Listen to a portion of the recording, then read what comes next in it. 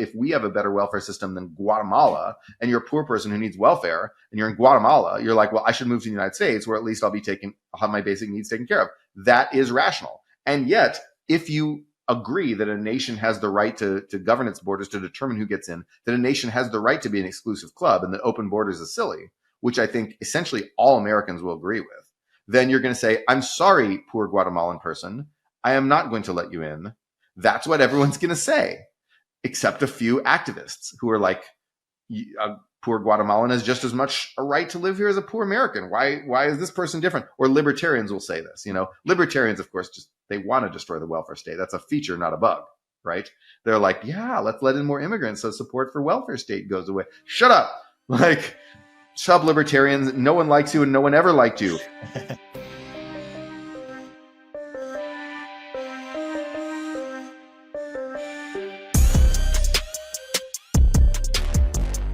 Welcome to Econ 102, where economist Noah Smith and I make sense of what's happening in the news, technology, business, and beyond through the lens of economics. Let's jump right in.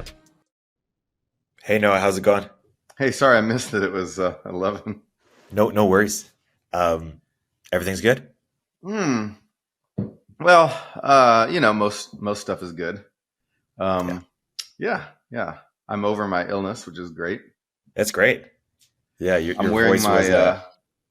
Oh, amazing! Perfect timing. Yeah, we'll start with that. We're going to get into immigration today.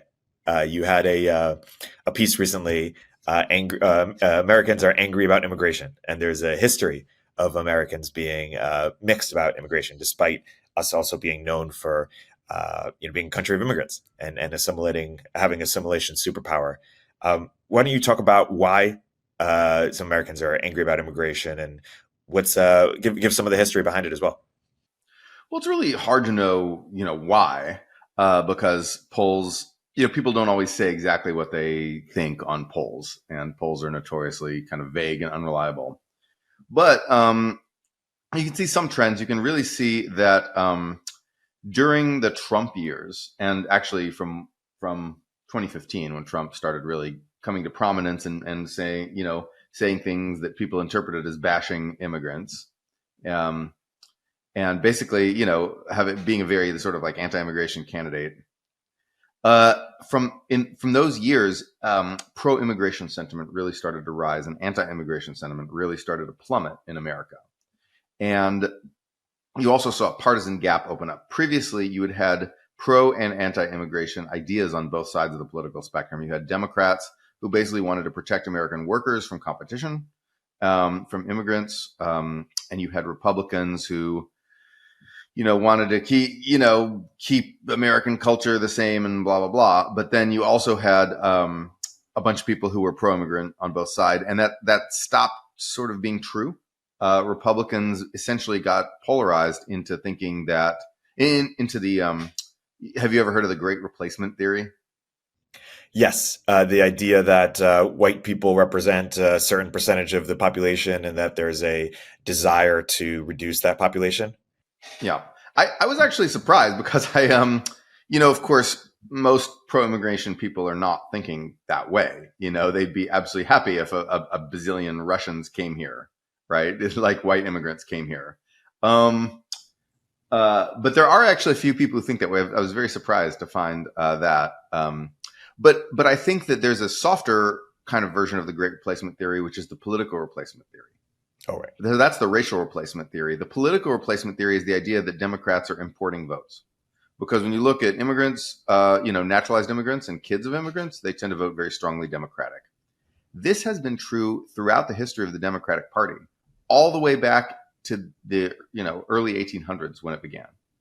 The Democratic Party has very, very consistently been the party that immigrants wanted to vote for. And only after they've been here 3 generations do they start voting Republican. This is like our most reliable cycle. And so it's interesting, even in the last 20 years, did Democrats become more pro-immigration sort of after Bernie, or what is sort of the, because I remember Bernie saying, "Oh, pro-immigration, that's a Koch policy, or that's a libertarian." Open borders. He said. Yeah, open borders. That's a Koch brothers policy. Yeah, he Yeah. said that. What is So sort of the Bernie's from the history old of? labor left, you know. Yeah. He thinks that open borders will swamp American workers.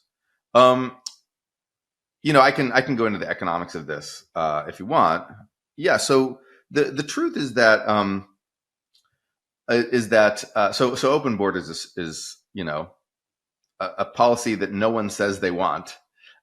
What some progressives want is essentially to attack every specific mechanism of border enforcement, thus creating open borders, in a de facto sense, just by subtraction. Rather, they would never say like, I think borders should be open. A few people will say that on Twitter, like, people yell borders should be open, but actually, to be honest, that's a much more common thing among libertarians, right? Libertarians like Brian Kaplan will say open borders, yeah, but but then progressives will rarely say that. They'll just attack specific mechanisms of border enforcement, and just try to weaken the state's capacity to enforce immigration. I think that's what people are mad about, by the way. When you look at so what's happened recently is since 2021, restrictionist sentiment that says we have too much immigration, we need less, has just absolutely spiked back to sort of the levels it was at in Obama's first term, whereas pro-immigration sentiment has declined concomitantly. And so we see essentially a reversion to the sort of mean here. And some people have interpreted this as thermostatic politics. They say, okay, well, when a Democrat's in the White House, people take like more Republican positions, and Republicans in the White House, they take more Democratic positions, blah blah, same old, same old. But when you look at the history of Democratic and Republican presidencies, it's not like that at all. You just don't see that. And then this is it may be that immigration has become a wedge issue, like a cultural wedge issue in recent years, and that's why you're starting to see that. But it certainly hasn't happened before. So I reject sort of the thermostatic politics explanation. There may be some partisan effect. There's certainly some partisan effects here. There may be some like instinctive reaction, like, oh, I'm upset about inflation, so I'm going to say I'm upset about immigration. When you look at the polls, though, what people are upset about is very clear. It's border chaos. Our asylum law, we already talked about this on the podcast earlier, but our asylum law basically allows people to, illegally cross the border, turn themselves into the Border Patrol, and essentially get a free ticket into America.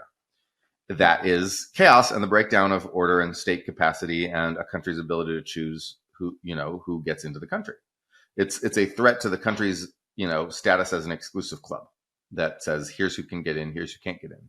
People don't like that. People want the country to be in control. They want high state capacity. They want, in some sense, democracy. They want to know that they are able to choose who gets in instead of, like them having no control and just being helpless. And so I think that's what's really going on here.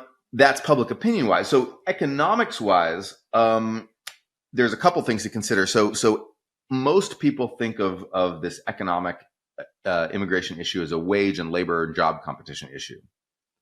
They think, increase in labor supply. Well, that competes for jobs. That's just supply and demand. Duh, right?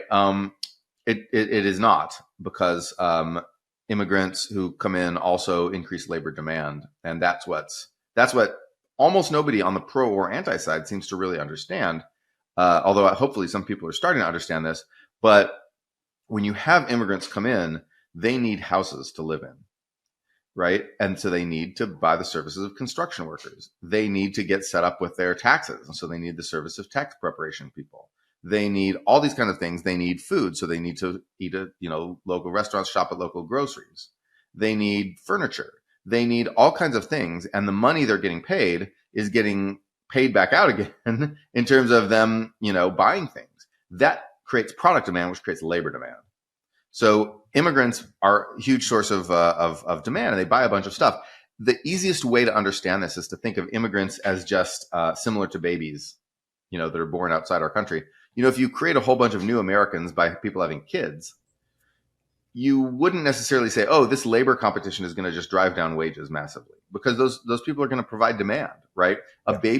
The baby boom didn't crush wages because the baby boomers bought a bunch of stuff, right? And immigrants are just babies born elsewhere. What do you say to the argument that, or to the hypothesis or proposal that a country's immigration policy should be sort of equivalent to a company's hiring policy, where you want to get the best people, but anyone who's been in an organization knows that just more people isn't always better. Sometimes people actually are a problem if if they don't have the right behaviors, et cetera. Do you think that analogy falls flat on its face, or do you reject Well, it? no, that's actually it's a good analogy, but be careful about the conclusions that you draw from this, because uh, be very careful about the conclusions you draw. Because suppose you're running a big company, and you're like, well, I want to hire some great engineers. So that's like high skilled immigration, right? You want to hire some great engineers, but I also want to hire some people to just staff phones and do like support and sales and stuff like that, or my warehouses, whatever, Amazon warehouses. And who are you going to get for that? Are you going to try to hire professors with a whole bunch of top journal publications to like staff your sales line? Are you going to hire like ace engineers to do like customer support? No, you're not. And now think about the janitors, right? Think about the security people. Think about the receptionist. Think about the people who clean your fancy little fish tank that you have in your fancy office downtown, right? Think about all those people. And those people, do you want, like the top, the top people for that? No, like that's not, you'd have to pay them too much, right? Think about how much you'd have to pay, like, a top engineer to be your janitor, and whether or not it's worth paying that much for a janitor. It wouldn't be. So a society does not simply run on high skilled labor. Now, I believe that we should bias our immigration system strongly toward high skilled labor for a different reason. And that reason is clustering, which I'll explain in a second. But if you think about it in terms of just a simple analogy of, our country is a company, we want to hire the best people. But yeah, okay, fine. But we want to hire the best people for a very wide variety of jobs. Right? I mean, like, who's going to mop your floor? Yeah. And when you look at the lifestyle of the upper middle class, or just the middle class, the middle class, in various countries, having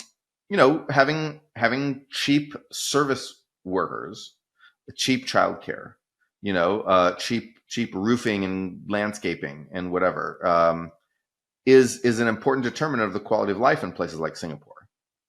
And places that don't have this, where everybody, like, I love to work on my own stuff just as much as anybody, as a hobby. But when you don't have this, it's really expensive. It's a big draw on your time, right? Like, do you want to have to learn how to fix your roof? Maybe you'd like to learn how to fix your roof because it's fun, right? Like, oh yeah, I'm fixing my own roof. I'm cool. I'm a hobbyist, right? That's great, But do you want to have to do that for every menial task? No. Do you want to have to like mow your own lawn? Like, mowing your own lawn isn't a fun hobby. It's just boring. So here's somebody in Guatemala who wants to mow your lawn. Why not get that person in Guatemala to come mow your lawn? So like, yeah. So that's the argument that pro-immigration people on the Republican side were making for many, many years. And recently that argument has started to just lose the fight on the Republican side. And why? Well, I think it's because of fear over, race wars, fear over cultural change and displacement, and fear over immigrants voting for Democrats, the political replacement idea. I think those three fears are why Republicans fear immigration. But I think that a lot of Democrats have started getting some of these fears as well. And we can talk about those fears. But yeah, I do think of a country as basically analogous to a company and immigration as a hiring policy. I think that's actually a good analogy. Hey everybody, Erik here with a word from our sponsors. Have you ever wondered where your donation could have the most impact? In 2007, a group of donors had that exact question. But when they sought out information from charities to help them answer this question, they instead received cute pictures or unhelpful stories. Their experience led them to create GIVEWELL, an organization providing rigorous, transparent research about the best giving opportunities they've found. GIVEWELL has now spent over 15 years researching charitable organizations and only directs funding to a few of the highest impact opportunities they've found in global health and poverty alleviation. Over 100,000 donors have used GIVEWELL to donate more than $1 billion. Rigorous evidence suggests that these donations will save over 150,000 lives and improve the lives of millions more. GiveWell wants as many donors as possible to make informed decisions about high-impact giving. You can find all of their research and recommendations on their site for free. You can make tax-deductible donations to their recommended funds or charities, and GiveWell doesn't take a cut. If you've never donated through GiveWell before, you can have your donation matched up to $100 before the end of the year, or as long as matching funds last. To claim your match, go to givewell.org, pick podcast, and enter Econ 102 at checkout. Make sure they know that you heard about GiveWell from Econ 102 to get your donation matched. Again, that's givewell.org to donate or find out more. Are Democrats getting concerned because they're worried about labor? Like, is the idea, you mentioned, mopping the floor. We don't want to do that, but we have a lot of jobless people in this country. Do they want to do it? Are there unions certainly don't like certain unions don't like immigrants, right? Is it because they make labor cheaper? Or well, yeah. So unions definitely are thinking in terms of immigrants being labor competition. The union people that I talk to have not really, not really internalized the idea that immigrants are a source of labor demand. Now, that doesn't mean, people who work in unions don't always know what's best for the long-term future of unions. So as an analogy, unions were pretty strongly anti-housing construction in California until relatively recently, when most of them flipped and started becoming pro-housing construction, because they realized that their members and their workers had nowhere to live, and that more housing construction will create demands for the services of unionized labor in a variety of ways. So when they realized that, unions started going YIMBY, but it was a difficult process. They had to do elections, and they had to kick out a lot of the previous leadership who was in charge. They kicked out the old NIMBY people, and they voted in YIMBY people, and now unions are pro-housing. So unions, just like everybody else, there's nothing special in terms of unions, right? Unions or any institution doesn't immediately understand what's good for it. And the idea of labor protectionism is deeply, goes back to, the beginnings of the progressive movement. Like FDR during the Depression deported something like 2 million Mexicans and Mexican Americans, like people who were American citizens, were just rounded up and summarily deported to Mexico under FDR by the millions. Well, no, the citizens weren't deported by the millions. There were like tens of thousands of those, but Mexican people were deported by the millions. And it was just like, get out of here. You're providing labor competition. It didn't work. It didn't help. I think it was Pete Seeger who wrote a song called Deportee. Was that Pete Seeger or was it Woody Guthrie? I don't remember who wrote that protest song, but it was about this policy, and it was about how, essentially all the fruit rotted because there was no one to process this fruit, because you just grabbed all your agricultural workers and just kicked them out. And then during the Eisenhower administration, we had another, I think it was Eisenhower administration, I'm pretty sure. It was, yes, it was under Eisenhower. It was called Operation Wetback. That was the real name of a thing. And we deported about another 1 million people. And so then that was sort of an echo of that. But then this really began, under FDR. And so as recently as, in the 70s, Cesar Chavez, who's a beloved sort of pro-immigrant, pro-labor figure, he used the term wetback to it's a slur for illegal immigrants.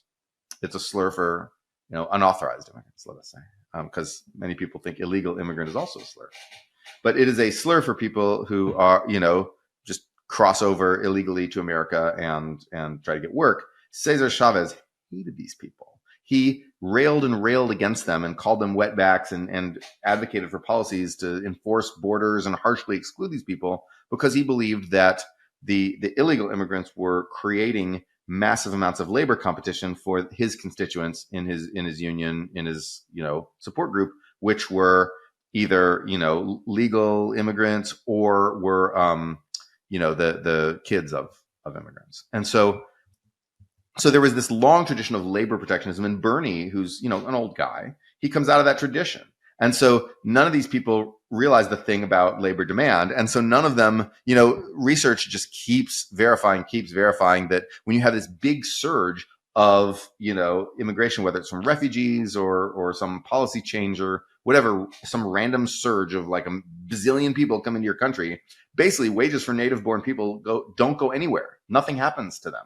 And employment for native born people doesn't change either. And this is kind of one of this very robust facts of economics. You see maybe some slight effects somewhere, some slight positive effects somewhere, some slight negative effects somewhere, but as a whole, it really doesn't do anything. And I was just looking at two more recent papers that confirm the exact same thing. And I'm just like, oh my gosh. So in economics, that's really this one fact that almost nobody on the progressive or conservative side seems to understand, this labor demand effect. But on the other hand, there are real costs to immigration that are economic, that have nothing to do with wages and jobs, and that people rarely talk about, but that are real, and that I feel on some level people probably have to kind of intuit this and be mad about it. But they don't talk about it much. And so one of those is housing competition. So America is extremely NIMBY. Since the 1970s, we basically don't build housing. And when you get a whole bunch of immigrants flooding into a location, they start bidding for the houses there. When you get low-skilled immigrants, they bid for houses in, sort of working class neighborhoods, and drive prices up. And when you have high-skilled immigrants, they bid for houses in nicer neighborhoods, right? You have engineers moving over here from India, from China, from places like that, Philippines, and then they come here and move to a nice neighborhood where, like, one of these sleepy, leafy, mostly white neighborhoods, or at least they were mostly white 20 years ago, with all the lawns and the ranch houses and blah, blah, blah.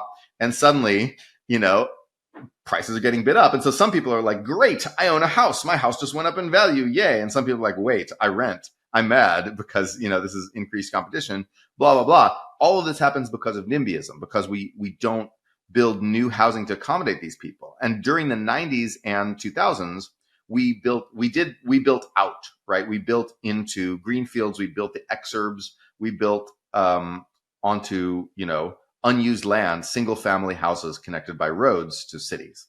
We built that. And it was the great coming of the ethnoburbs, because a whole bunch of high skilled immigrants came over and they lived in those nice ethnoburbs, right? So if you've ever been to like the San Gabriel Valley, right? Or like Fremont, California, you go to Fremont, that used to be like a sleepy town of like white people who descended from the agricultural blah, blah, blah. And then in come a whole ton of engineers, because it's a very easily accessible bedroom community if you want to work in the South Bay, in the peninsula, right? In like the old Silicon Valley, in Mountain View and Cupertino and Menlo Park and all those places. If you want to work there, Fremont's a great place to live. You just drive right across the Dumbarton Bridge and you're there. And so Fremont became this bedroom community for all these primarily immigrant engineers. And, I have a lot of friends who grew up in Fremont, right? During the 90s and 2000s, because that's what that was. And so then, of course, people got really mad. And, there's books about how people in Fremont sort of rebelled against this and blah, blah, even though some were happy because their housing values went up because the demand went up. And some people were unhappy because the culture changed, as in they got Ranch 99s in Fremont, or, bunch of Asian restaurants and outlet shops. They're like, what? Our culture is changing. And then one of the other cultural changes, interestingly, was that people in Fremont got really mad that immigrants from Taiwan and India wanted to build very large houses on their plots. So I love those houses. So, you could call those McMansions, but, that's just a derogatory term. They actually look quite nice in most places. But then, we're talking like 5,000 square foot homes on a standard single family home plot, that with balloon construction, right? So it's a giant home. And these are insanely nice. Like, not to get discriminatory, but no one in the world creates as nice houses as Taiwanese and Indian Americans, Taiwanese and Indian immigrants to the United States. Those people create the nicest houses in the world. And those that is the kind of house I want to live in. There should be interior design firms that are staffed entirely by Taiwanese and Indian immigrants will just say, I will build you that kind of house, because you walk in the house and it's amazing because like it's got this vaulted ceiling in this living room that's accessible from the, front door. There's like a living room with a vaulted ceiling, and, there's this open plan with like a kitchen with a giant kitchen island and, stuff like that. And the living room has like a U-shaped couch and has like this nice rug where you can play like Dance Dance Revolution if it's 2002, right? And it's, and then there's this stairway coming right down that looks like someone's, like someone's gonna like come down the stairway for prom, like in one of those 90s movies. Like, in the like, I don't know, the person comes down for prom. Yeah. They're all dressed up because they come down that stairway because there's bedrooms on the second floor. These houses look amazing. And the people in Fremont tried to ban them. Wow. They tried very hard. And in fact, they did. They Fremont houses now, recently constructed Fremont houses are worse because basically the old white people insisted on everyone having a big lawn. They insisted on ranch houses over, these really, really nice, houses because that was neighborhood character. Right. And so very often you're talking about cultural fear of things like big houses or Ranch 99. Like that's when you get on the ground, that's what it often looks like at the local level. And I have no sympathy for this. Ranch 99 is great. Those big houses are great. And then like small houses on giant lawns suck. I grew up in a place with lots of houses like that. It is just the most sterile crap you could imagine. Build a big house. Let people build a big house. Let people have some cool restaurants. And so anyway, there is cultural fear there. But there's also fear of getting priced out by demand. Hey, everybody. Erik here with a word from our sponsors. If you're a startup founder or executive running a growing business, you know that as you scale, your systems break down and the cracks start to show. If this resonates with you, there are 3 numbers you need to know: 36,000, 25, and 1. 36,000. That's the number of businesses which have upgraded to NetSuite by Oracle. NetSuite is the #1 cloud financial system, streamline accounting, financial management, inventory, HR, and more. 25. NetSuite turns 25 this year. That's 25 years of helping businesses do more with less, close their books in days, not weeks, and drive down costs. 1, because your business is one of a kind, so you get a customized solution for all your KPIs in one efficient system with one source of truth. Manage risk, get reliable forecasts, and improve margins. Everything you need all in one place. Right now, download NetSuite's popular KPI checklist, designed to give you consistently excellent performance, absolutely free, at netsuite.com/102. netsuite.com/102 to get your own KPI checklist. netsuite.com/102. Let me ask you, let's pull that thread. Why is America so NIMBY? Have we always been so NIMBY? Like, I understand why SF is so NIMBY in some places, California. Is it basically the same reason? And is it all just emergent on a local level? Or is there anything that could be done at the national level? Or, yeah, talk about that. Well, national and state level is really the only place you can do anything about it because, a local government is a cartel, right? It's the people who might want to live there or who might live there if it had better policies just never get a vote, right? Like you don't get to vote. And so, so basically if you want people to have to building creates change. When you build new structures, new houses, new businesses, retail, offices too, your communities change. And people in America decided they didn't want change. It was a reactionary impulse against, cultural changes that were happening in America. The idea that we can freeze the built environment, we can freeze the physical environment, and then those changes will be happening far away. They'll be happening somewhere else. So in the 70s, riots and urban disorder and crime and things like that, scared people. People thought, okay, if I can use, NIMBY policies to make sure that my leafy suburb stays the same forever, looks the same forever, none of that stuff will touch me, right? And then in the 90s and 2000s, you started to have a bunch of non-white immigrants from Latin America and Asia come over. And people said, well, if I can keep my leafy suburb the same, well, then any changes that result from that won't touch me. And people don't sit down and think, well, are Mexican immigrants really different than like my white neighbors?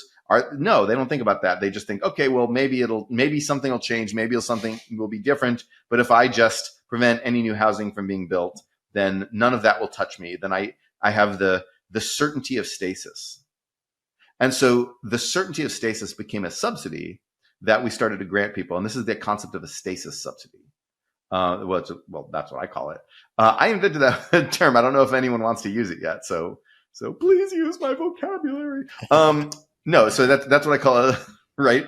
Like pundit begs you to use his chosen, his made up word, happen. Story in the Onion. Yeah, exactly right. It's like, basically this is what you do when you're breaking into rap, right? You create a new term and hope that people use it. And then you go around using it a whole bunch. And then after a while, if nobody listens to your rap and you're just using this term that only you, use, then people are like, what? And then you fail as a rapper. Anyway, so I just called it a stasis subsidy because I couldn't think of what else to call it, because people derive value in the present from the certainty of knowing what the world will look like in 10 years. That lessening of, the risk of the world changing provides real value to lots of people, especially old people. And our society is getting older and older. But at the same time, it creates a huge amount of hidden costs, right? Because now people have nowhere to live. So housing costs go up. Now businesses have to just, pay too much for labor for, like engineers, because, that's why you have these like $300,000, $500,000 salaries for all these engineers, is because, you need that much to afford that in the Bay Area. And so the landlords just are squatting on land and capturing a lot of that money. And then prices go up, right? And so you get, long-term expensive stuff all over the economy, expensive stuff and shortages all over the economy, because you'd need to build housing and you'd need to build commercial buildings as well in order to produce stuff cheaply. And you can't do it here. You can't do it anywhere because of NIMBYs, right? You can't build power plants. And if you can build power plants, you can't build the transmission lines to connect them to the grid because there's NIMBYs blocking it. There was just some story about Native American tribes building solar farms, not able to connect them to the grid, because as soon as you get off the lands that they control, then it's just a bunch of white ranchers who are like, well, y'all ain't building a power line past my ranch, and so it's like, so just massive NIMBYism everywhere, just blocks everything, and the economy gets poorer and poorer and it stagnates. Guess what? Stasis precludes growth.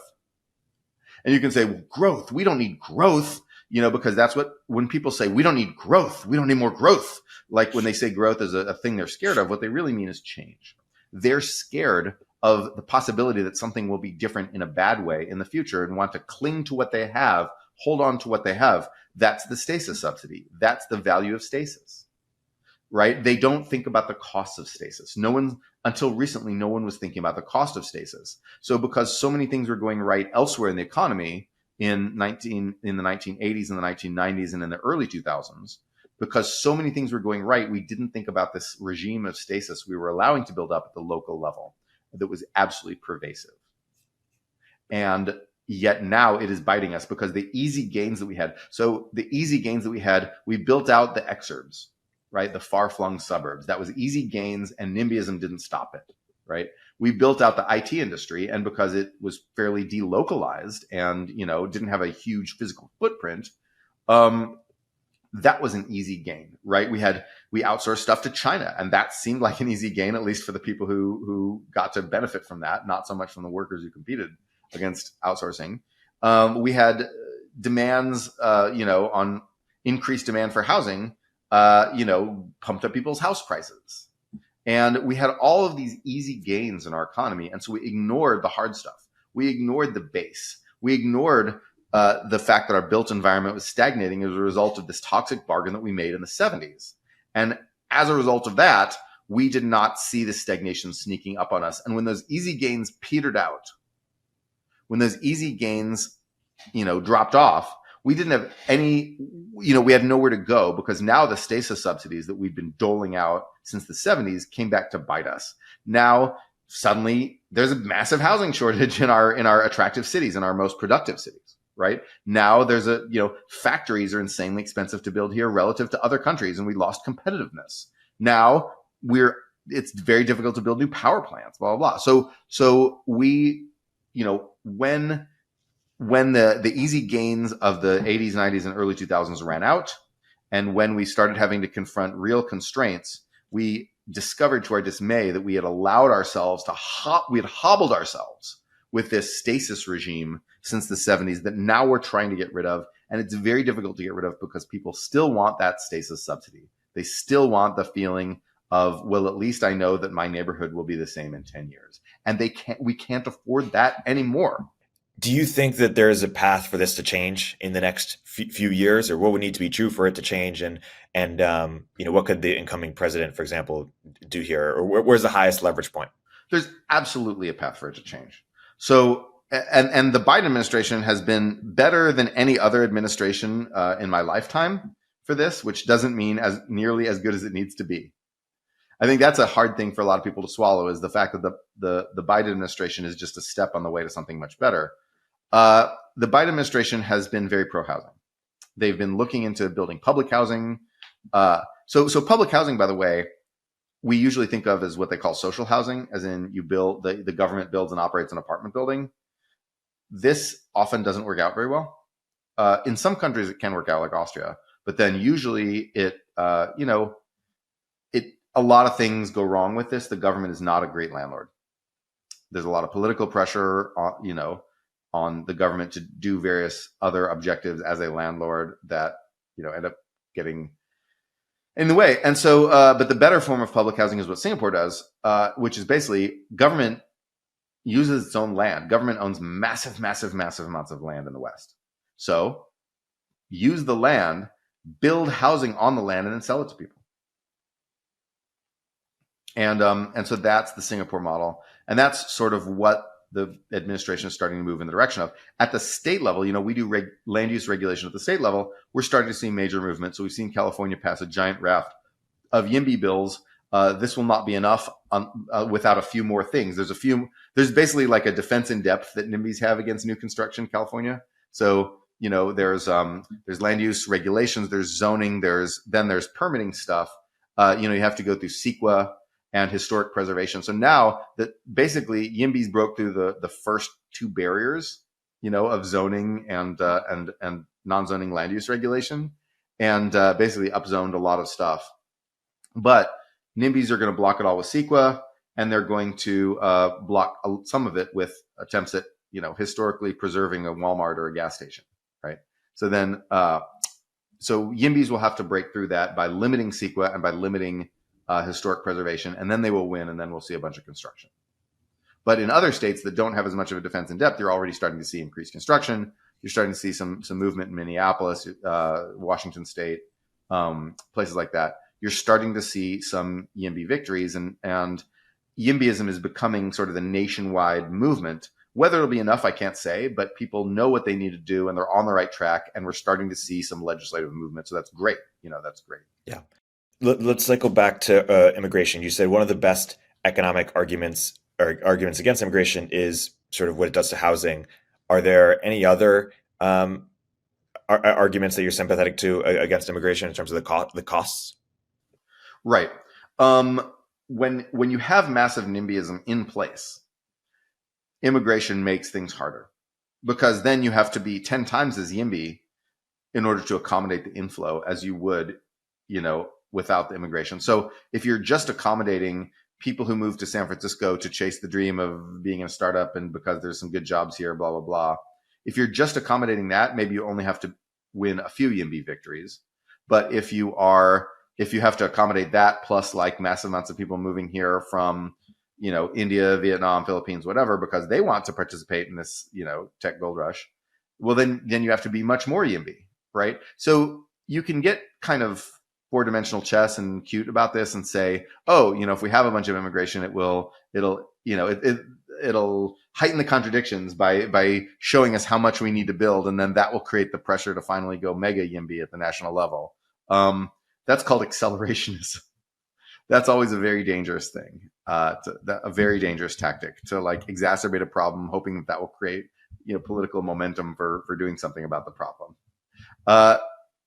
So immigration really puts a lot of pressure on localities because of NIMBYism. The other thing that immigration does is it puts pressure on local government financing. And this is much more true of low-skilled immigration than high-skilled immigration. So one reason is that low-skilled immigrants tend to have a lot of kids, especially the people coming here for asylum. A lot of those people have kids. And those kids have to be educated, and those kids have to have their, some of their health care provided provided by the government.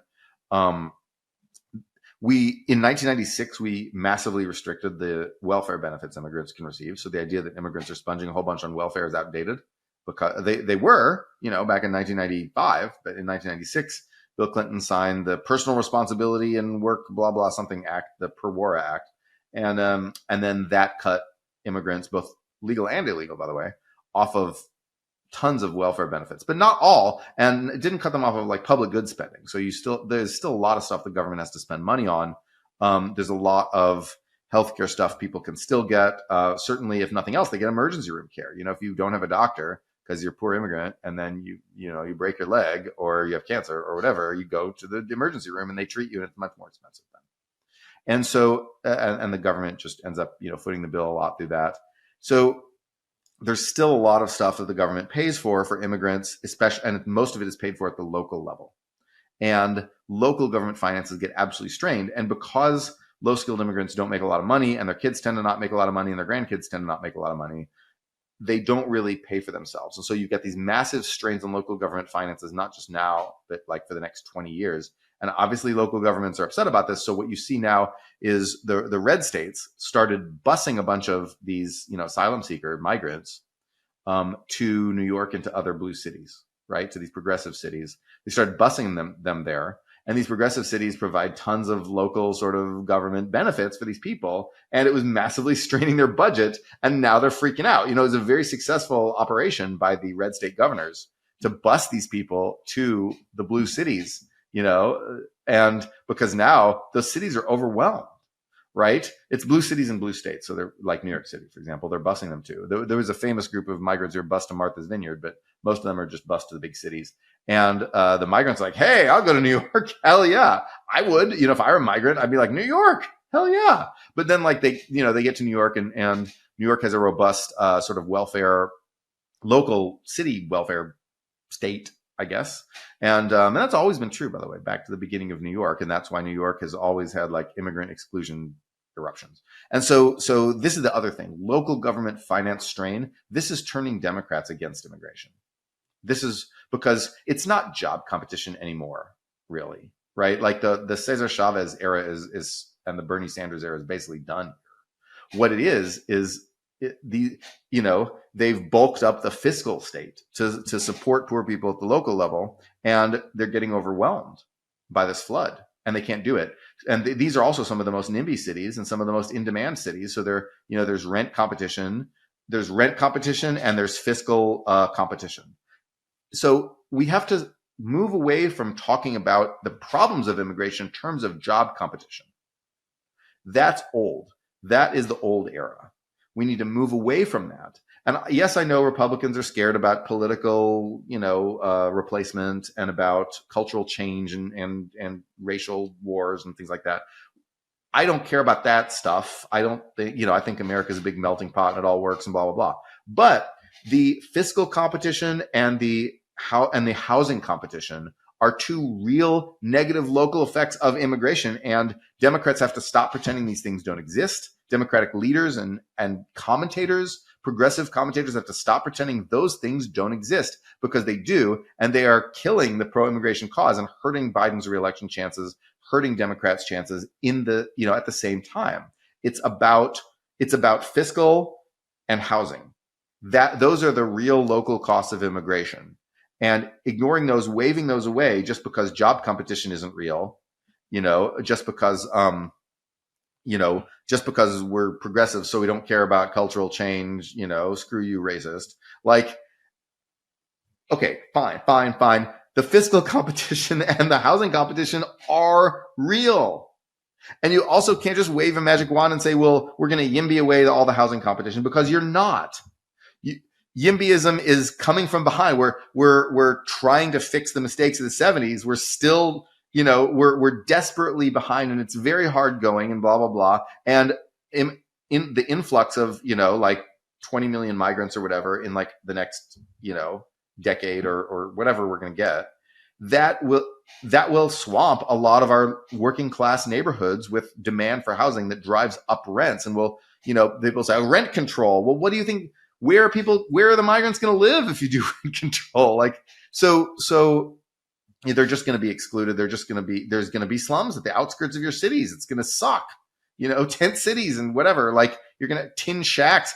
I don't know. It's going to be bad. And so the housing competition thing is real, and you can't just wave a magic wand and say, well, we'll go YIMBY.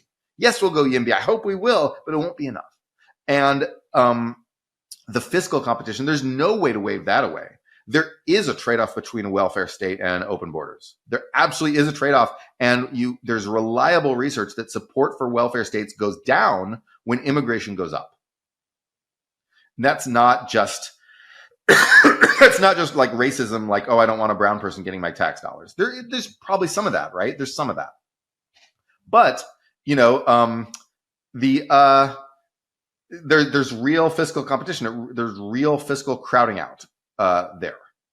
And so we can't wave it away. There's absolutely no way around that, right? If one locality gives a generous welfare benefit and allows anyone who wants to move to that locality, the welfare benefit will be swamped. The only way to maintain a generous welfare state is to maintain some degree of population exclusion. Because as people become mobile, the internet has made people more mobile. All kinds of things have made people more mobile. Just development, getting richer has made people more mobile. They will, poor people who need welfare will go to the place that has the generous welfare state. They will. I would. You would. I don't blame them. It's not bad. They're not bad. They're not, sponging, they're not like a bunch of parasites, blah, blah, blah. I would do it. You would do it. But it's not, it's a non-solvable problem as long as welfare is administered at the local level. And until we have welfare administered at the global level by the one world government that our black helicopters and Illuminati are hard at work building, blah, blah, blah, until we have that, all welfare will be at the local level to some degree, right? Your welfare will just be, United States. Even our federal welfare system is just the United States, right? So if we have a better welfare system than Guatemala, and you're a poor person who needs welfare, and you're in Guatemala, you're like, well, I should move to the United States where at least I'll have my basic needs taken care of. That is rational. And yet, if you agree that a nation has the right to govern its borders, to determine who gets in, that a nation has the right to be an exclusive club, and that open borders is silly, which I think essentially all Americans will agree with, then you're going to say, I'm sorry, poor Guatemalan person, I am not going to let you in. That's what everyone's going to say, except a few activists who are like, a poor Guatemalan has just as much a right to live here as a poor American. Why is this person different? Or libertarians will say this. Libertarians, of course, they want to destroy the welfare state. That's a feature, not a bug, right? They're like, yeah, let's let in more immigrants so support for welfare state goes away. Shut up. Like, shut up, libertarians. No one likes you and no one ever liked you. Anyway, all right, there's highlight reel. No, the point is that libertarians are very much on their own about the idea that we should have open borders to destroy the welfare state. Like Alex Nawarstey of the Cato Institute says this, and Brian Kaplan says this, and no one likes those guys because of this. Like, stop, you're weird, and your movement doesn't have any girls in it, and that's why, because you're just creepy weird, because we don't want to destroy the welfare state. Yeah. Countries must be exclusive to some degree. So you don't believe in open borders. You are a pro-immigration person. What is the ideal amount of immigration? How do you think about what is the level of sustainable immigration? That makes sense. What's your ideal immigration policy? That's a really great question. And then, if you ask me off the top of my head, I would say, first of all, the level depends on how biased it is toward high skilled. If we had only high skilled immigration, I would say America can afford, a couple million people a year coming in. That would be pretty easy. Now, that's going to create hellacious rent competition in upscale areas, right? And we're going to build a bunch of new ethnoburbs and a bunch of new fancy, far-flung exurbs, and we'll have to increase transportation, and it'll be tough. But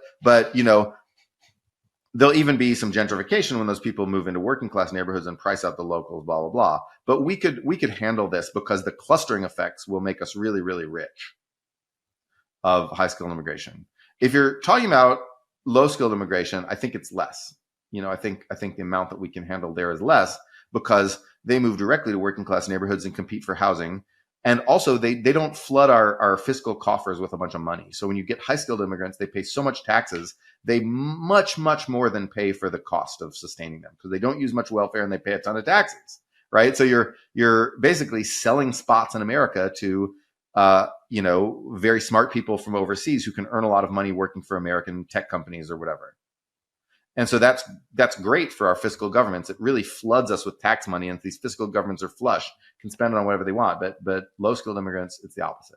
You've got to pay to support them, at least if you have generous local welfare states. And so for there our carrying capacity is less, and we're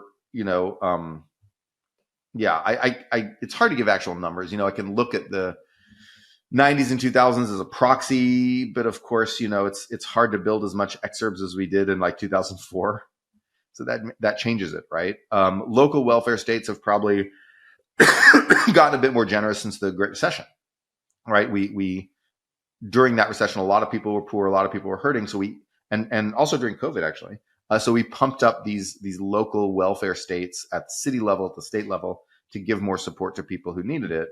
That's probably still in place. So that actually reduces our carrying capacity in terms of how many immigrants you can get before you really start to get to trade-offs, right? I will say that under Biden, immigration has rebounded strongly from where it was under Trump. Partly that's because of the end of the pandemic, and partly that's because Biden is processing immigrants a lot faster. Illegal immigration has spiked, but legal immigration has spiked by even more. That's fine. Everybody has a job. Note in America that everybody has a job, and rent inflation is back down to basically like a small amount.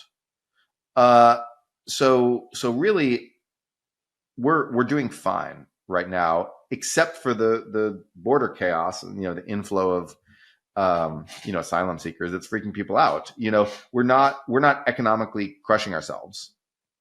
Maybe if we had a continued massive acceleration, we would, but we're not really crushing ourselves. So you would think that immigration is becoming a problem when we have house prices going up, and when sort of the government budgets can't sustain it, or what are the signs that would Right. point to this being a problem? Yes, you've got it exactly. And the problem that we're now seeing is in cities that have generous welfare states that they're busing all the migrants to, and the migrants and housing and giving healthcare and all the other generous welfare benefits that like New York or whatever will have for these migrants, is creating a massive strain on the city's fiscal capacity, city's budgets, and just making everybody mad in the cities, especially making progressives mad. And that is the current economic problem that's happening. That's the problem. And that goes with the feeling of border insecurity, the fact that we feel that like this asylum trick that you can use to get in for free has abolished borders, has reduced American state capacity, has made us democratically unable to choose who gets into the country. So those two things go together, the migrant strain on fiscal resources and the feeling of insecure borders. Those two things together are creating an anti-immigrant backlash, and the Democrats need to head it off. Right now, there's a proposed deal in Congress where Democrats will get funding for the Ukraine war, which Republicans are trying to hold hostage. And in return, we have increased border security. Democrats should jump on that. Instead, progressives are strongly resisting because they really don't like the idea of border security, but they should jump on that. Take that deal. Yeah. Democrats cannot afford to take the progressive activist line of like all this, the asylum spamming is no problem. They can't afford to take that line. And yet progressives in Congress are taking the line of like fringe activists and not taking the line of like mainstream Democratic voters who are pissed off about this stuff. Yep. And in terms of the composition of the people who come in, for you, is it ideal to have more high skilled than low skilled? Because I imagine the people who are seeking asylum are not super high skilled, though maybe I'm wrong there. How do you think about the ideal composition? Mostly not. Yeah. So we need to. So first of all, people seeking asylum, those we don't have control over the composition of that. That just is what it is, right? If we those are going to be a lot more low skilled people, but changes to our official legal immigration system won't affect that, right? In terms of our official legal immigration system, we need to add more employment based visas and remove country caps and things like that. There's a lot of things we need to do to bias it more toward high skilled immigration. And the easiest way to do high skilled immigration is employment based visas, because then people come in with a job. With a job already, people really don't like that. Really pisses a lot of people off, because so I'm saying not employment based visas, employment based green cards, permanent residency. And permanent residency is, of course, a guaranteed, path to citizenship if you keep living here. But we need to do more employment-based green cards. That is really the way to get to more high-skilled immigration. High-skilled immigration is great for a number of reasons. Fiscally, they flood the coffers of local and state governments with money, right? High-skilled immigrants' tax dollars pay for your grandma to get taken care of at the old folks' home, right? That's what that is. And they pay for your schools and your roads and all that stuff that they're paying. And so get more of them, they pay more. So that's one important reason. A second important reason, which I haven't talked about yet, is clustering. So when you get a whole bunch of engineers, people who know how to do engineering or biotech or whatever high skill you're talking about, really mostly engineering and biotech and management, right? We get like Satya Nadella, best CEO in America, right? Saved the AI revolution the other day. So you get immigrants with these skills, they come over, they create clusters, because what happens is that companies want to put their offices and their research facilities and blah, blah, blah, and even their factories, in places where there's lots of high skilled labor to take advantage of, in places where the investment follows the engineers. And we want companies to be investing in America instead of investing overseas. The investment follows the engineers. So when you bring more engineers here, you bring more investment here, and just creates a whole lot of money, which is why high-skilled immigration actually boosts wages for high-skilled native-born people. It actually raises their wages, which is the opposite of what you'd think from like labor competition. When you bring in more people on H-1Bs, more employment-based green cards, more of any of this, we see wages go up for skilled native-born Americans in that sector. The reason is clustering. The reason is because they lure investment. The human capital, get the human capital, and the investment will follow. And that investment creates huge amounts of money right there. If you took down 1 million like engineers and plonked them right down in the city of Bozeman, Montana, assuming that you could build houses for all of them, right? Then Bozeman, Montana would suddenly be a place that every tech company in the world wanted to invest in. And so you get this clustering effect, and you get an innovation clustering effect where they share ideas with each other. They pollinate, they cross-pollinate across companies by hopping from company to company. And you get people who know how to do this thing combining with people who know how to do that thing. And you get all this innovation from this very mobile labor ecosystem, right? And so then that's a clustering effect too. So there's all these clustering effects. That's why high skilled immigration is like a superpower. Low skilled immigration, is fine. We need some of it. We need people to, take care of kids and do landscaping and whatnot. We absolutely need those people. But high skilled people are what we need the most, especially because when we're facing off against China, we're a small country, right? We're facing off against a country 4 times our size, which means that, even if you don't buy into like any of the national IQ, they're smarter than us kind of theory. Even if you don't buy into any of that, they've got 4 times the amount of smart people just right off the bat, because they've got 4 times the people to select from. Okay. And that means that there's going to be a lot more smart engineers in China than there are in America, a lot more, because they have the population base to select from. There are 4 times as many people in China as in the United States.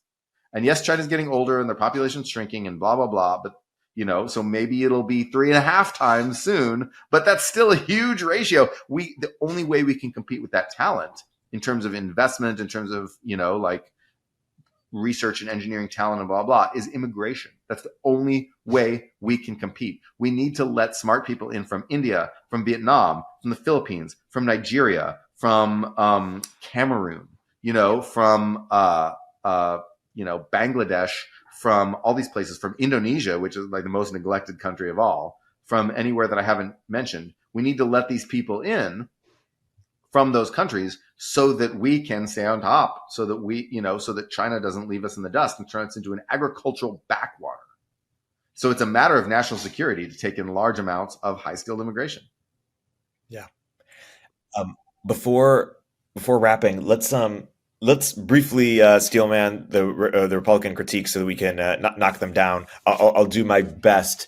So you mentioned three of them. You mentioned racial, cultural, and political. The political one seems actually somewhat straightforward in the sense that you mentioned that immigrants tend to vote Democrat until they stay three generations, at which point they vote Republican. So that does seem, if you're a Republican, it seems reasonable that if you want to win, the fewer immigrants, the better for your cause. Let me know if you think that's reasonable.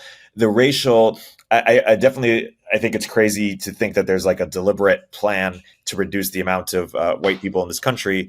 But if there is DEI for every sort of organization or sort of like that cultural ethos, you could imagine it expanding on a country level, and it does seem that the amount of white people is going to be reduced in the coming decades. And if that was happening to any other group, those people would be concerned, and we would maybe say they have a right to be concerned. Or I think there are even terms for this in other countries when that happens in kind of a deliberate way. Although I agree, I don't think this is deliberate. I think it's like incremental or emergent.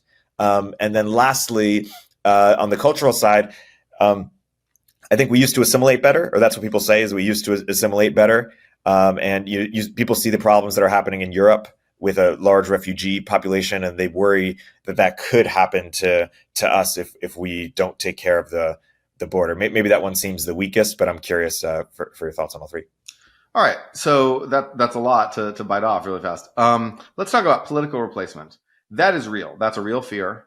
The Federalists and Whigs were both, sort of at first anti-immigration because they said, well, you're just importing votes for the Democrats. And that this has been a very consistent thing where it's always the Democratic Party that people are, even when the Democratic Party was like pro-slavery, they were the arch conservative racists. They were still the pro-immigrant party. That's the most consistent thing about the Democrats throughout the centuries. And the Federalists and Whigs who were like all anti-immigrant back in the early 1800s. And so this is real. Political replacement is real, but it's manageable. It's temporary, because right now what we're seeing Hispanics start to shift to the GOP. Right? We're seeing, there's not as many Asian people, and they're not as consistently polled, but we're starting to see maybe a little bit of that shift as well. But Hispanics certainly are shifting pretty strongly to the GOP, especially working class Hispanics, the very same low skilled immigrants that people were scared of, like their kids and grandkids are just like, like anti-trans or don't want more immigrants coming, or like, the most border security insane obsessed people you'll ever meet are, people in the border counties of Texas who speak Spanish in their daily lives. They are like, no, close that border. No, do whatever you have to. Get out the guns. Like shoot the people. And they're insanely in favor of border security, and they're all voting for the Republicans now. Those counties are going red because working class, because they're right on the border, working class Hispanics are shifting to the Republican Party. You even see some movement among Black people shifting to the Republican Party. And Ronald Reagan said, Latinos are Republicans, they just don't realize it yet. And his for a while it looked like that was starting to come true. The Republicans were getting more and more Latino vote. Like under Bush, they got 40-something%. It was not, the Republicans didn't win Latinos yet, but they were much closer than they were before. And now, then under Trump, there was this, or not under Trump actually, under Obama, there was this big shift to the left, and you got people like John Judas and Roy Tezera writing things like the coming Democratic majority inevitable, blah, blah, blah, which just triggered and scared everybody and was stupid, and which they have now recanted strongly and are arguing against on their blog very strongly, those two guys who wrote that. All right. So because they realized that it's not true and that Ronald Reagan was right in the long term. Irish people voted for the Democrats for like a long time and then switched to basically slightly Republican. Italian people voted for the Democrats for a long time and then switched to fairly strongly Republican actually now. And so you get these shifts to the Republicans over time.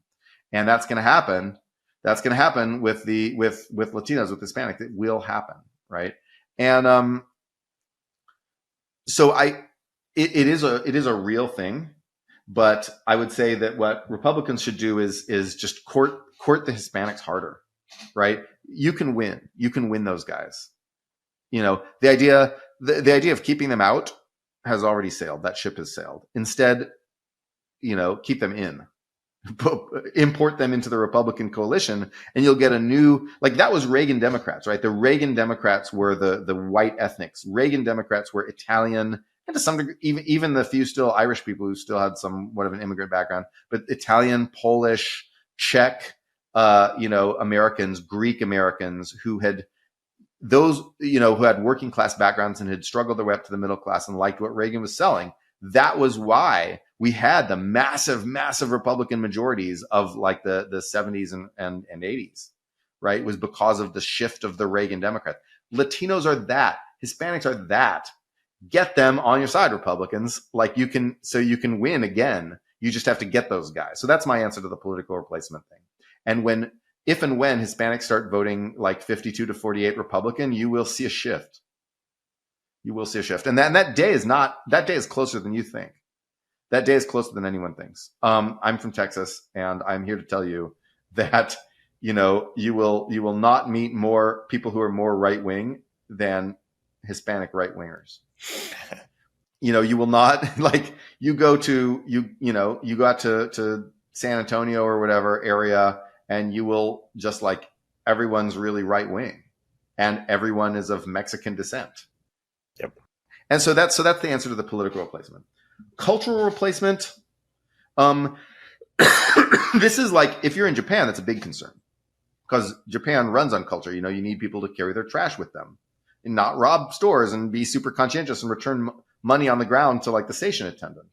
There will be wrenching cultural shifts from immigration if Japan can't rapidly assimilate immigrants to their culture. And I think in in European countries, you're seeing these wrenching shifts where you had this long-standing local culture in Sweden, in Denmark, in even in the tolerant Netherlands, right? In France, you've seen these long-standing local cultures that have been really disrupted by certain groups of immigrants, like in these places. And that's a worry for them. That's why Denmark is going through these harsh like assimilation policies where like migrant kids have to like go all day to assimilation school and learn about Danish values. And then some other countries are, electing, like the Netherlands just support, like elected the party of this very anti-immigrant guy. France is moving toward in that direction as well. And so you're seeing this, and I understand it. And America is not that, right? Like, for example, what is American culture? So like punk rock, heavy metal. When I was a kid, people liked punk rock and heavy metal. Now, white kids are onto like, some are onto like EDM or hip hop, but most just don't like popular music at all. And like white kids don't listen to music anymore. But there's still tons of great punk and heavy metal shows in Southern California. And guess who's going to those shows? It's all Mexican people. It's all Latinos who are keeping that culture that I love, that piece of American culture that I love is being kept alive by Latinos. And, what else is like American culture? Like weeb culture, I understand that it comes from Japan, but Japanese people have no concept of weeb culture. And like, what the hell? Like, but loving like anime and cosplay and stuff like that. Like all the biggest weebs I meet are Latino. And like, that is preserving this part of American culture that I love. Christianity. in San Francisco, in the Mission, you walk past a church where people are just screaming about Jesus, evangelical, not even Catholic. You think all these Latin American people are Catholic, but like actually evangelicalism is growing very fast among them. And actually, I think there's more evangelical Latinos than Catholic Latinos in America now. And so you walk past a church where people are like, praise Jesus in the middle of San Francisco. Who's doing that? Is it like white people? No.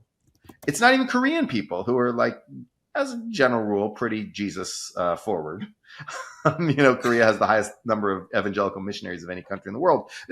It's Latinos singing praise Jesus in the Mission, in the middle of this hipster, bougie, bluest city in America. I'm hearing people yelling about Jesus on the street. This is this church that's on Mission Street, between the 16th and 24th Street stations. I don't remember what it's called. People are like yelling about Jesus, spilling into the street, like late at night, like 10 p.m., 11 p.m. And it's Latino people.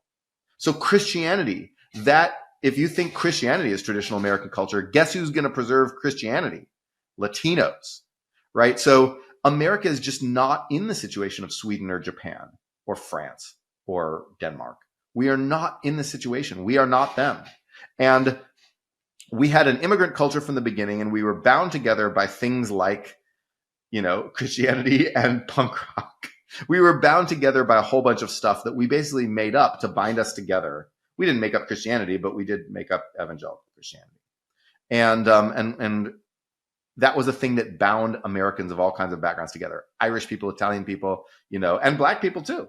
Could be evangelical Christians, right? Like you did have the division between black and white evangelical churches in the South, but certainly modern megachurches are a lot more racially mixed. And so if you value that culture, Latinos are going to preserve and protect that culture. So the cultural replacement theory works for these ethno-states on the other side of the ocean. And it doesn't work for us, right? It doesn't make sense for us. Our culture is going to be, protected by a lot of immigrants. Now, that's not true of all immigrants. You're going to get that, you're going to get some immigrant who's like, Islam will conquer you, will conquer the West, blah, blah, with some, silly looking beard. You'll get that guy. Like you just saw in this speech from Dearborn that's being broadcast everywhere. But like, there will be a few of those guys. And so, but overall, most of the people who want to come to America will not be that guy.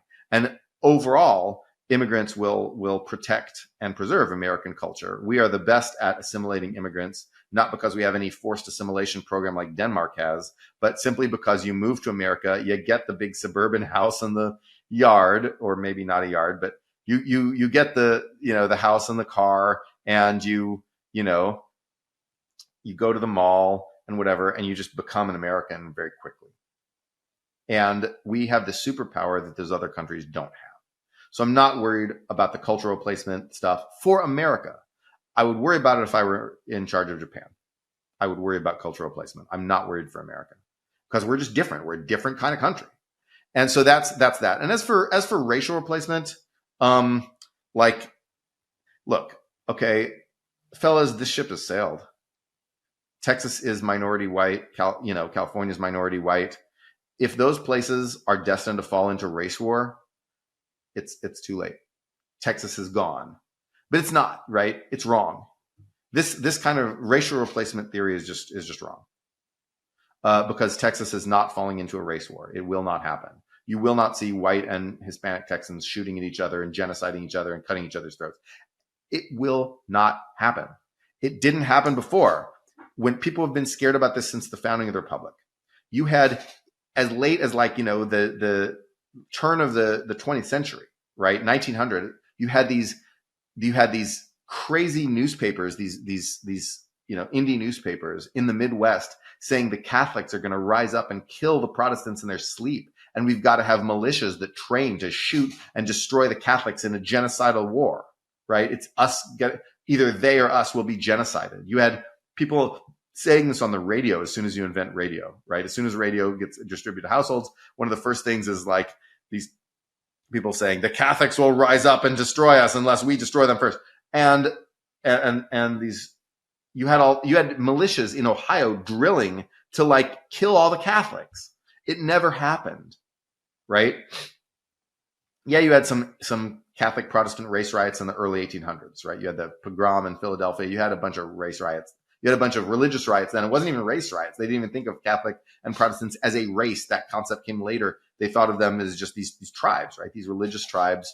There was what we now recognize as a racial aspect to it, because it was like, Irish versus English, right? There was that racial quote unquote distinction, but really,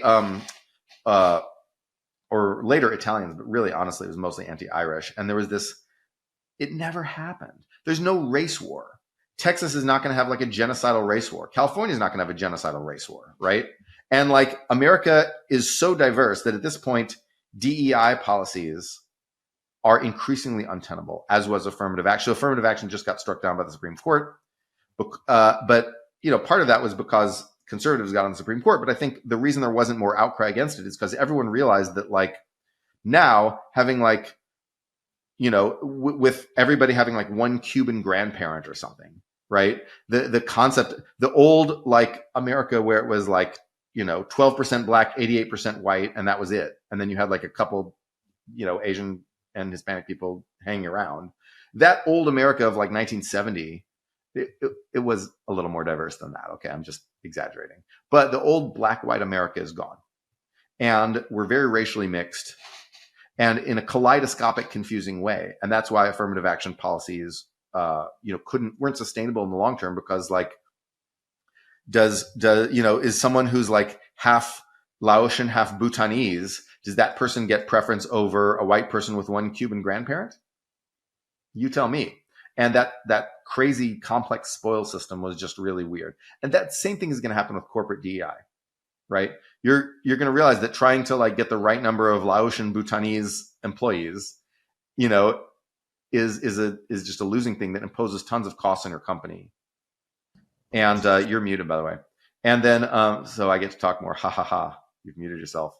And the Supreme Court's going to strike a lot of it down. Well, that's a good debunking of those three points. Should we wrap our immigration deep dive here? Yeah, we need to do something about the border chaos and the asylum spamming and the flood of the migrants into the city. Something needs to be done about it. Something will be done about it. And if Democrats refuse to do something about it, they'll be punished at the polls. We need to go really hard YIMBY, but understand that won't necessarily be enough to mitigate the housing impact of immigration. We need to bias immigration towards high-skilled stuff just for the sake of our economy, just because it's, low-skilled immigrants aren't bad, but we need to recruit high-skilled immigrants to keep our economy strong. And these things, these things are all true, and they paint a nuanced picture of what immigration policy should look like that is not being reflected in the increasingly partisan wedge issue, culture war sort of framing of the immigration issue. And it's kind of frustrating because Democrats are going to lose out from it. Yeah. That's a good summary and a good deep dive. I didn't know about the housing costs and the fiscal strain. I thought a bit about the labor, even though I knew it was widely discredited. So I think I learned a bunch in this episode. I think a number of other people have as well. So Noah, always a pleasure. That's great. Yeah. And until next time. Always a pleasure. Until next time.